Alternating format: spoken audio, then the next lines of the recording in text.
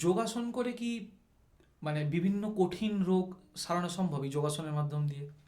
হ্যাঁ, সম্ভব। সম্ভব না বলবো না। যেমন ধরুন, আমি একটা ছোট বলছি, হুম, স্পন্ডিলাইটিস। আচ্ছা ঠিক আছে? তো কিছু কিছু জন আছে, আমার কিছু স্টুডেন্ট এরকম আছে যাদের স্পন্ডিলাইটিস আছে, ঘাড়ে স্পন্ডিলাইটিস আছে। তো তারা কিছু কিছু এসে বলে, ম্যাডাম স্পন্ডিলাইটিস কি করব?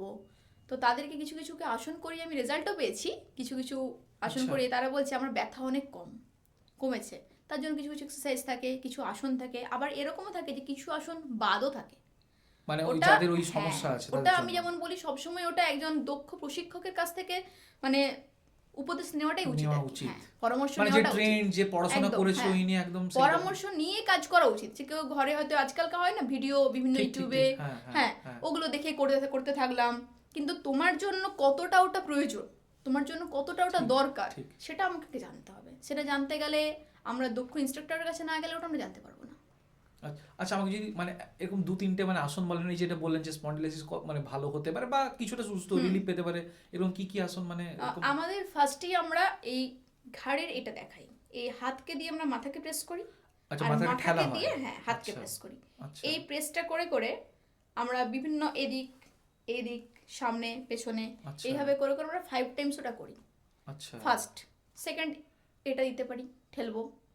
আচ্ছা এবারে যদি কিছু বাদ থাকে বলে, সেরকম হলে ধনুরা আসন, ওটা আমাদের করা চলবে না স্পন্ডাইলাইটিসে। আচ্ছা কিছু কিছু এরকম বাদ দিতে হয়, আবার কিছু কিছু এরকম করতে হয়, তবেই হবে।